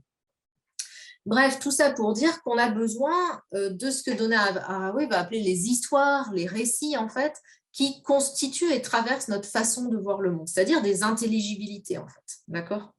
Et justement, dans les situations de troubles que nous connaissons, et là, par exemple, je vais prendre la question du changement climatique, puisque je travaille là-dessus, il y a vraiment une importance assez forte à se demander s'il n'y a pas des récits, des façons d'habiter le monde, en fait, qui peuvent faire nous inviter à penser différemment, en fait, le monde dans lequel on vit. C'est-à-dire, en gros, se détacher des récits qui font office pour nous de vérité épistémologique. D'accord ? Pour s'ouvrir à d'autres récits qui peut-être ont un discours différent sur le monde, mais qui vont, pour nous, être l'occasion de repenser à nouveau frais les possibilités d'un avenir. Il y a un texte de Hartley, Coker, je crois, et Wu, en 2019, qui parle de devoir se former en tant qu'agent de la fonction publique à prêter attention à des intelligibilités qui sont pour l'heure exclues du fait de leur non-conformité à l'intelligibilité qu'on accepte aujourd'hui et qui est dominante. Dans le monde occidental, c'est vraiment la question de l'épistémologie des Lumières, l'idée que voilà, il y a des problèmes et qu'on peut les résoudre avec des solutions, voilà, la technique, etc. Et nous, on est vraiment plutôt, Hartley et ses collègues, dans l'idée qu'il pourrait y avoir, il y a besoin d'une pédagogie radicale, c'est-à-dire dans l'éducation, de laisser la place à la reconnaissance d'autres intelligibilités, d'autres récits de ce que c'est qu'habiter le monde. Et donc, pour nous, en fait, il y a différents enjeux pour les bibliothèques. C'est non seulement se poser la question de comment on va accueillir ces récits, mais encore se poser la question de comment on va accompagner l'expression de ces récits. Parce que quand si on souhaite doter des différentes communautés qui sont porteuses d'intelligibilité de moyens de les partager, on a un risque aussi assez fort de les mettre en conformité médiatique, d'accord, ce qui n'est pas véritablement satisfaisant. Alors, je pourrais développer longtemps sur cette question-là, notamment sur comment, en fait, quand on est dans une bibliothèque, la notion de conflit en fait que ça apporte, c'est-à-dire que est-ce que toutes les manières d'habiter le monde sont acceptables? Est-ce qu'elles sont toutes morales? Est-ce que je dois à la bibliothèque faire place à tout type de récit? Et donc ça rejoint des questionnements qu'on se pose évidemment en termes de neutralité et en termes de conflit et en termes de la place de la bibliothèque comme un lieu de débat entre des intelligibilités différentes et dont il s'agit de voir, est-ce qu'il y en a certaines qui sont qu'on peut éjecter d'office parce que, par exemple, elles sont contre la loi? Bon, ça c'est facile. Est-ce qu'il y en a d'autres qui sont fausses? Et dans ce cas, ça veut dire quoi, faux? Est-ce qu'il y en a qui sont amorales? Et dans ce cas, qui suis-je pour le définir? Et bref, en fait, ça pose un certain nombre de questions qui sont à mobiliser. Le deuxième aspect, c'est que si je dis qu'il y a des communautés qui sont peut-être moins médiatiques que d'autres, dans leur regard sur le monde, je vais prendre un exemple, c'est la question des communautés qui sont non sédentaires. D'accord? Les voyageurs, par exemple, ou les Roms, ou selon les cas, vers chez moi, on parle plutôt des Gitans, etc. etc. Leur modalité, leur intelligibilité de la société, elle est complètement différente des personnes qui sont sédentaires. Mais leur réseau médiatique, pour expliciter, pour donner à voir, il n'est pas le même que le nôtre non plus.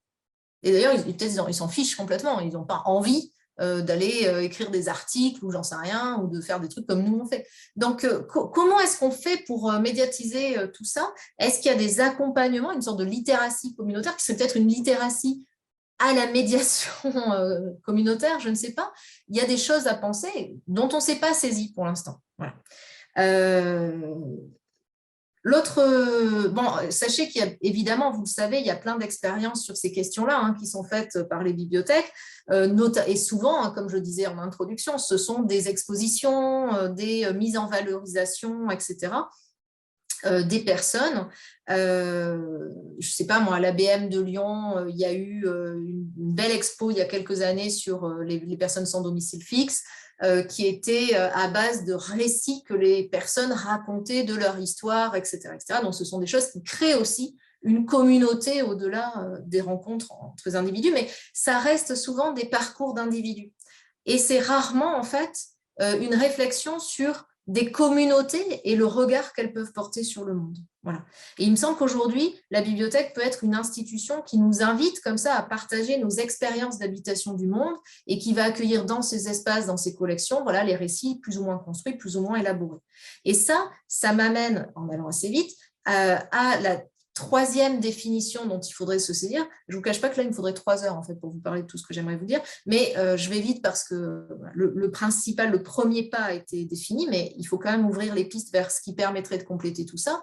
C'est que si on dit qu'on a plein de discours et qu'il convient d'y prêter attention, et qu'on accepte l'étrangeté et donc le conflit aussi, je vous rappelle que le conflit fait partie de la démocratie et c'est important, il faut aussi s'intéresser à une troisième définition de l'hospitalité, qui est le fait d'accueillir ce que l'autre nous apporte. Et là, c'est le moment où je vais vous parler de la Bible. Ça me fait toujours rire de dire ça. Alors, je vais vous parler de la Bible parce qu'en fait, il y a un texte dans Luc que j'aime beaucoup, qui s'appelle Marthe et Marie. Et je l'aime d'autant plus que je ne connais absolument rien de la Bible. Et juste, il y a ce texte que je trouve très beau et qui tient en 4 lignes. C'est peut-être pour ça que je le trouve très beau. Et où en fait, c'est Jésus. Voilà, parce que ça parle de Jésus, forcément. Il va dans un... Je vous lis le texte. Comme Jésus était en chemin avec ses disciples, il entra dans un village. Et une femme du nom de Marthe l'accueillit dans sa maison. Elle avait une sœur, appelée Marie, qui s'assit au pied de Jésus et écoutait ce qu'il disait. Marthe était affairée aux nombreuses tâches du service. Elle survint et dit « Seigneur, cela ne te fait-il rien que ma sœur me laisse seule pour servir? Dis-lui donc de venir m'aider. » Jésus lui répondit « Marthe, Marthe, tu t'inquiètes et tu t'agites pour beaucoup de choses, mais une seule est nécessaire, et Marie a choisi la bonne part et elle ne le lui sera pas enlevée. » Alors, pourquoi je trouve intéressant ce texte? Non pas parce que j'ai une passion cachée pour Jésus, Marthe ou Marie, tout simplement parce qu'en fait, c'est un texte qui nous donne à voir ce qui se joue dans le double sens des mots hôte et réception. On le sait en français, j'ai la chance de parler devant des gens qui sont francophones, l'hôte, c'est celui qui accueille, mais c'est aussi celui qui est accueilli. Le mot réception, c'est je reçois quelqu'un qui vient chez moi, mais la personne qui est accueillie reçoit aussi ce que je lui donne. D'accord ? Il y a un double jeu comme ça, et que je trouve intéressant dans ce texte, c'est pourquoi Marthe se trompe? Parce qu'en fait, elle pense que dans le fait d'être hospitalier, ne compte que ce que celui qui accueille donne. Or, la véritable hospitalité, c'est d'être aussi en réception de ce que celui qu'on invite peut donner. Et ça, c'est quelque chose qui, en bibliothèque, nous échappe un peu. C'est-à-dire que bien souvent, et je l'ai dit en introduction par rapport à la participation, quand bien même on fait participer les gens, ce qu'ils vont finir par produire est toujours considéré comme anecdotique finalement, et très rarement légitimé. Et quand bien même on fait participer les gens, c'est très rare, quand bien même les gens viennent à raconter leurs récits, etc., que ces objets-là de savoir intègrent nos catalogues. Alors, ça l'est quand finalement, ça va passer par un circuit d'édition standard. Il y a quelques rares exceptions, Languidic par exemple, qui catalogue les résultats des groupes de travail qui se forment à la bibliothèque sur le zéro déchet ou des choses comme ça, ou qui va cataloguer les tutoriels qui sont faits dans le groupe tricot, d'accord ?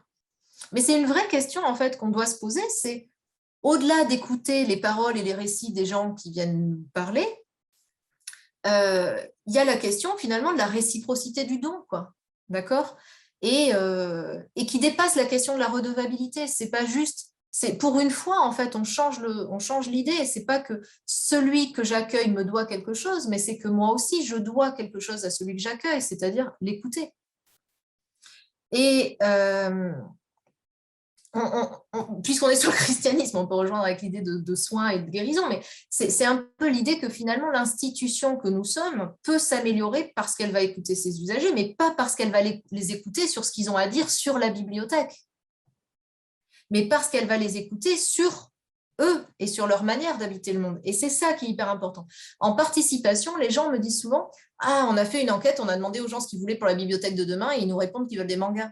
C'est nul, on ne le fera plus jamais. » Je dis, bah oui, mais pourquoi vous leur demandez ce qu'ils veulent de la bibliothèque? C'est vous, les bibliothécaires. Mais par contre, est-ce que vous savez comment ils vivent? Est-ce que vous savez ce dont ils désirent pour l'avenir et qui n'a rien à voir avec la bibliothèque?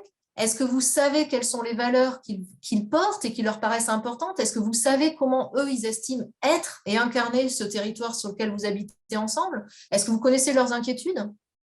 Parce que c'est à vous, bibliothécaires, de transformer ces savoirs, ces paroles en quelque chose qui va être à nouveau accueillant pour d'autres personnes.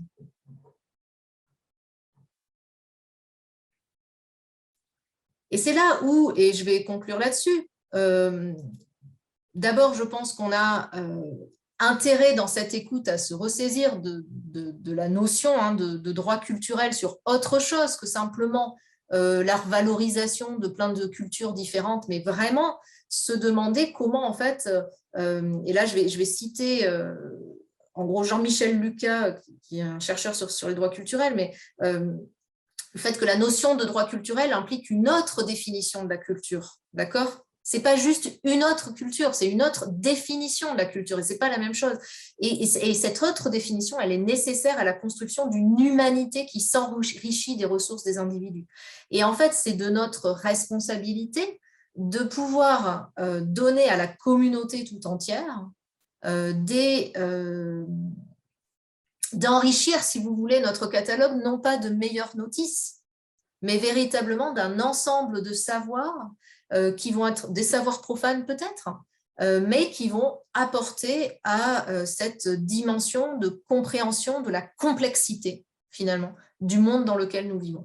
Et c'est à ce titre, c'est quand on a cette complexité qu'on peut alors envisager des avenirs. Et je dis bien des avenirs, c'est-à-dire des possibilités d'avenir qu'on va tenter, expérimenter en commun. Il s'agit véritablement de faire du commun. Et l'inclusion, pour moi, elle sera réalisée, cette diversité, elle sera réalisée quand on arrive non seulement à être dans l'écoute, mais à faire de cette écoute un objet de savoir commun qui est réappropriable par l'ensemble de la communauté. Et donc, pour ma part, je travaille sur le développement dans mon projet Ecodoc là, de dispositifs qui vont essayer d'interfacer à la fois peut-être les savoirs qu'on a dans le catalogue, les savoirs profanes qu'on peut faire naître dans des projets participatifs, mais aussi d'autres savoirs comme les savoirs scientifiques qui n'interviennent jamais, qui n'arrivent jamais dans la bibliothèque, comme les données, etc., etc. Bref, travailler sur ce genre de trucs. Pour conclure, parce que je crois qu'il est vraiment l'heure que je conclue, non? J'ai passé 5 minutes, mais je m'arrête là. Pour conclure, je dirais que donc, j'espère vous avoir montré que la notion d'hospitalité, elle est riche pour pouvoir réinterroger nos modalités d'accueil. Voilà. Aujourd'hui, mon objectif, c'était simplement ça, de vous dire, et ce serait pas inintéressant, non, de s'intéresser à l'hospitalité. Et pour récapituler, je dirais que ça nous permet de s'intéresser à l'hospitalité, ça nous permet de dépasser la question de l'inclusion considérée uniquement sous l'angle de la lutte contre l'exclusion, parce que cette approche-là ne reconnaît pas la capacité des citoyens à construire leur émancipation par d'autres moyens que ceux auxquels nous sommes habitués. Ça nous permettrait de dépasser le rôle de la bibliothèque comme pur réceptacle du savoir légitimé par le processus d'édition. Ça nous permet, je ne vais pas parler d'autorité par faute de temps, mais on pourrait parler de la notion d'autorité là-dedans. Et enfin, ça nous permet de créer de nouveaux biens communs, des connaissances communes qui sont à la fois le reflet des manières de vivre dans le monde, mais aussi un moyen de créer de nouveaux récits. Et c'est là où nous avons un rôle à jouer, qui est presque un rôle littéraire, la bibliothèque comme lieu de création de nouveaux récits d'habitation du monde, quoi. En d'autres termes, le concept d'hospitalité, il nous donne la possibilité de redéfinir comment la bibliothèque trouve sa place dans la circulation de l'information et du savoir sur un territoire sans être le seul producteur de connaissances. Et ça, pour moi, c'est une condition pour que nous soyons véritablement inclusifs. Merci. Merci beaucoup, Raphaël Batz. Il nous reste un tout petit peu de temps. C'était très dense et très riche. Et je pense que ça a fait, pour les gens qui suivent tous nos webinaires, ça a beaucoup résonné avec ce sur quoi on a discuté, à mon avis, toute l'année et même avant. On a beaucoup parlé, par exemple, dans le cadre de la médiation culturelle, de l'importance des partenariats, du fait d'aller à la rencontre des personnes à l'extérieur pour justement identifier pas seulement leurs besoins, mais leur donner la parole. On a aussi beaucoup discuté, par exemple, de la rémunération des expertes, des experts d'usage, de changer aussi le curseur entre les gens qui sont censés savoir et ceux qui sont soi-disant ne savent pas. Et on a aussi souvent abordé des thématiques comme la hiérarchie, peut-être des savoirs ou des cultures. Donc voilà, ça entre en résonance. Ah, donc, moi, j'ai presque envie de réécouter tous les webinaires pour essayer de mettre de l'ordre parce que vous nous avez apporté beaucoup de notions ici. Donc moi, je retiens l'idée de travailler sur l'écoute des paroles divergentes et de s'ouvrir à d'autres récits. C'est peut-être des mots-clés qui peuvent être utilisés dans nos pratiques. Parce que quand je vois les deux questions précises qui ont été posées, bah, évidemment, ça nous raccroche au monde, au côté pratique, parce que ça, c'est quelque chose qui est très suisse, très roman, mais nous avons très peu de ressources humaines dans les bibliothèques. C'est ce qui caractérise nos bibliothèques. Et au niveau de la diversité des formations, des profils et des outils dont disposent les bibliothécaires ou les médiateurs, médiatrices quand il y en a, ben voilà, c'est souvent ça qui est difficile. Donc, on a eu deux questions précises. La première de Angelica Bersano qui demande justement, quand on est effectivement en situation de handicap, une des premières choses qu'on cherche, c'est la reconnaissance de cet handicap. C'est ainsi qu'elle le formule. L'accompagnement doit être adapté, pensé à l'avance et il ne peut pas être inventé à l'instant. Donc, là aussi, l'idée d'une formation. Quels moyens seraient nécessaires pour offrir effectivement cet accompagnement à la carte? Alors, je vous propose qu'on le mette directement en résonance avec la deuxième question. De pouvoir, c'est Jean-François Richer qui, là aussi, revient sur l'idée des outils pratiques et concrets pour renforcer cette hospitalité. Vous avez parlé notamment de la bibliothèque Mirabel. Donc, voilà, je vous laisse essayer d'articuler une réponse pour ces deux questions. Je ne sais pas si je vais réussir à l'articuler. Je vais déjà répondre à la question des moyens pour accompagner à la carte, parce que c'est un aspect qui n'est pas... Voilà, alors que la question du renforcement de l'hospitalité, c'est peut-être plus large encore. Donc, une partie de ce que je vais dire pour la question de l'accompagnement à la carte répondra peut-être à l'autre partie. Mais tout à l'heure, j'ai parlé d'un outil qui s'appelle l'audit d'inclusion, qui est un outil qui, je vais le mettre pour tout le monde, qui est fait par un truc qui s'appelle le CULC. Oui, je vous ferai passer les références dès que j'aurai. le CULC, c'est le conseil urbain des Canadian Libraries, Council of Urban Libraries of Canada, mais ils ont un nom aussi en français. Et donc, il y a cet audit d'inclusion publique. Et non, d'inclusion sociale, pardon, je vous dis de bêtises, c'est pour les institutions publiques, mais c'est l'audit d'inclusion sociale. Et en fait, dans cet outil, il y a, comme je vous disais, 13 questions, il y en a 7, c'est-à-dire le maximum, quoi, qui s'interrogent sur l'intention.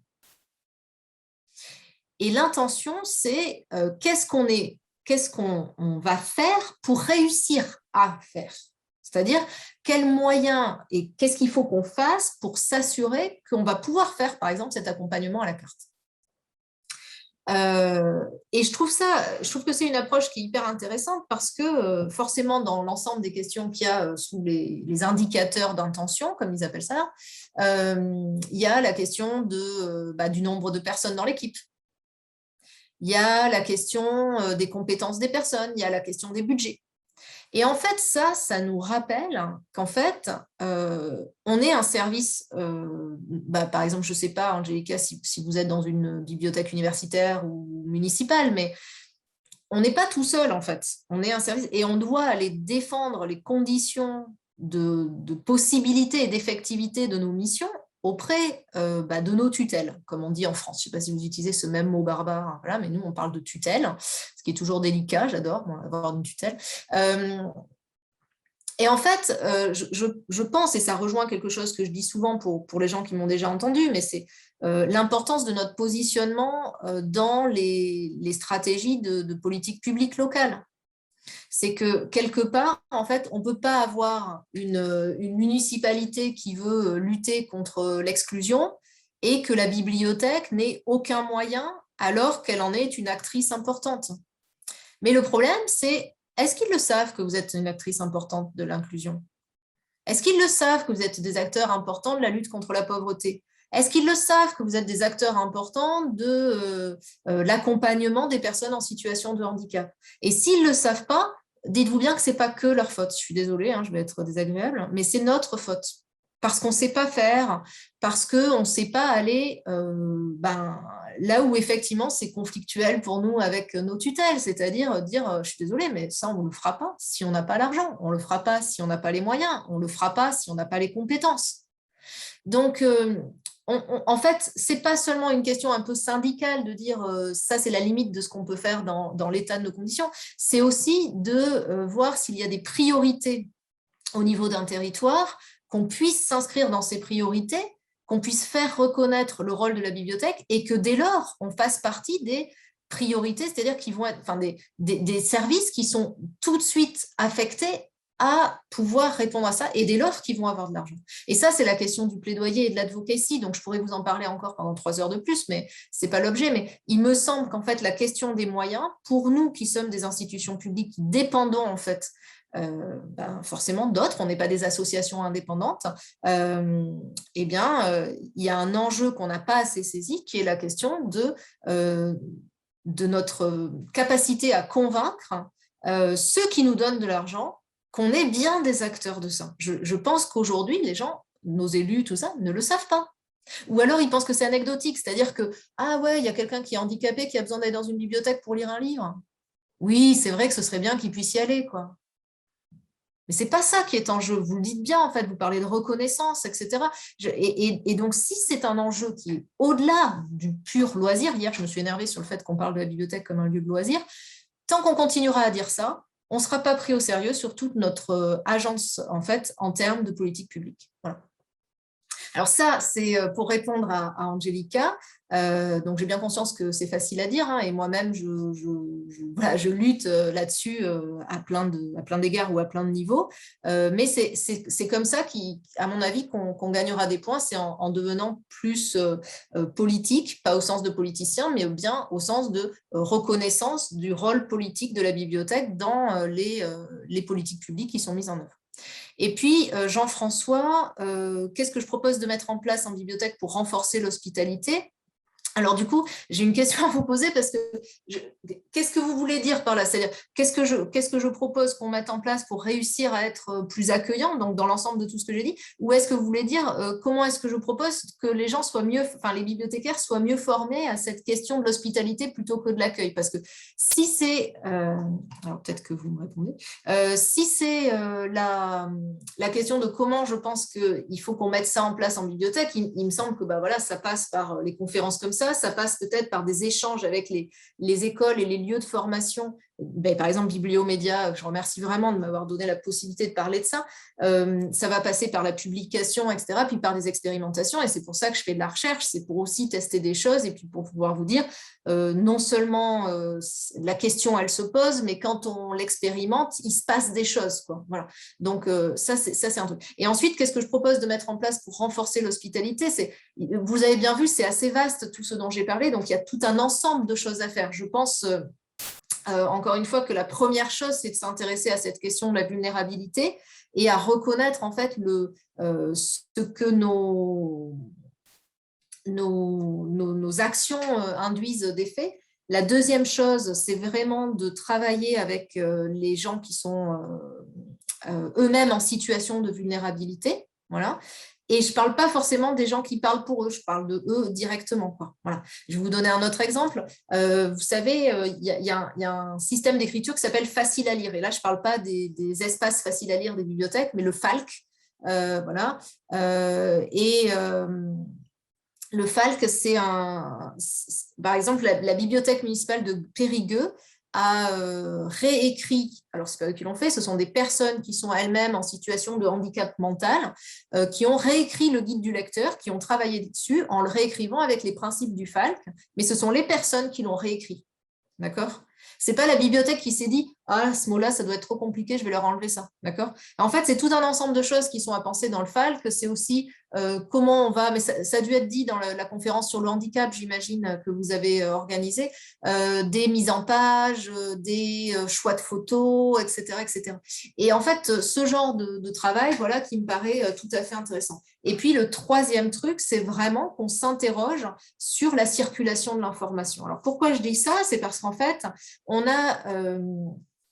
là, dans les recherches que je fais actuellement, je suis très troublée par le fait que très souvent, les bibliothécaires spécialistes d'un rayon sont très peu au fait des ressources numériques proposées dans leur même bibliothèque et qui peuvent toucher à leur même discipline. C'est-à-dire qu'il y a vraiment eu un développement des bibliothèques avec les responsables de collections physiques et puis d'un autre côté, les responsables des ressources numériques. Et d'ailleurs, on l'a vu au moment du confinement, on s'est aperçu que la médiation numérique, c'était vraiment un gros angle mort des bibliothèques. Et rien que ça devrait nous mettre sur la voie du fait qu'on a quand même du mal à faire ce que j'appelle cette écologie documentaire, c'est-à-dire cette mise en relation et qui en fait est tout à fait bibliothéconomique, qui peut même être de l'ordre du catalogage, cette mise en relation entre différents savoirs qu'on propose dans les bibliothèques. Je vous donne un exemple. Vous prenez une grosse bibliothèque comme la Bibliothèque municipale de Lyon, vous avez un catalogue pour les ressources physiques, tout support, mais ressources physiques. Vous avez un catalogue qui est la bibliothèque numérique pour les ressources numérisées. Vous avez un catalogue des ressources électroniques autres, genre trucs pour je sais pas, pour apprendre à passer le permis. Et vous avez un autre catalogue des captations de conférences qui ont été organisées. C'est pas possible, en fait. C'est pas possible. Et donc, tout ça, en fait, ça nous invite, à mon sens, à questionner comment, en fait, on fait œuvre, nous aussi, de réflexion sur les relations que doivent avoir les différents documents les uns avec les autres. Et si on ajoute à ça, en plus, des ressources qui sont plutôt traitées par les bibliothèques universitaires, tout ce qui est scientifique, des ressources qui sont plutôt ceux des savoirs profanes, qui peuvent nous arriver notamment d'associations ou de choses qu'on invite en fait à être dites, et bien tout ça, on ne sait pas faire. Alors qu'au fond, on pourrait se dire c'est peut-être un travail bibliothéconomique à mener, et peut-être que la notion de transition bibliographique pourrait nous aider à traiter de cette question-là. Voilà. Merci. Avec ma collègue Marina, on se rend compte que nous, on a par exemple 4 catalogues différents, enfin, etc. Donc, comme toujours, quand on fait ces webinaires, ça nous permet aussi, ça nous tend un miroir, puis ça nous permet aussi de voir ce qui pourrait changer à l'intérieur même de notre structure Bibliomédia, qui n'est pas une bibliothèque publique, mais qui est au service des bibliothèques publiques. Je vois que le temps passe, donc on va malheureusement devoir s'arrêter là. Est-ce que vous pourriez, je vois qu'il y a la demande pour des références, si jamais quelques références dans l'atlas dont vous parliez au début, on pourrait communiquer aux personnes présentes. J'enverrai par mail en même temps le lien. On va poster la vidéo, donc comme je disais, sur YouTube à disposition de tout le monde. Et puis je vous enverrai le lien à toutes et tous, et puis les références. Génial, merci beaucoup. Super. Donc voilà, c'était bien aussi de terminer sur le rôle politique des bibliothèques et qu'elles sont des actrices sociales essentielles. C'est quelque chose qu'on essaye toujours de défendre activement au laboratoire des bibliothèques. Donc on termine là pour aujourd'hui. Nous voulions juste dire avec Marina que l'année prochaine, on continue avec notre programme pour des bibliothèques inclusives, mais on choisit un angle un peu différent puisqu'on va parler de l'inclusion des personnes LGBTIQ+, dans les bibliothèques, et ce sera justement l'occasion de s'ouvrir à d'autres récits, mais on va aussi travailler sur cette thématique de l'intérieur, donc un management inclusif aussi au sein des équipes des bibliothèques. Voilà, donc merci infiniment. Et puis, il y a un article à ce propos qui est désormais sur notre site qui annonce ce programme, et on vous en dira plus au fur et à mesure de l'année sur toutes les actions qu'on va mener. Merci beaucoup, Raphaël Batz, d'avoir été avec nous ce matin. C'était super riche et super intéressant, et on vous souhaite une bonne suite de recherche et à tout bientôt, sans doute pour d'autres échanges. Et merci à toutes les personnes qui étaient avec nous aujourd'hui, et on vous souhaite un bon vendredi et un bon week-end surtout. Merci à vous, et puis une prochaine, effectivement. Au revoir.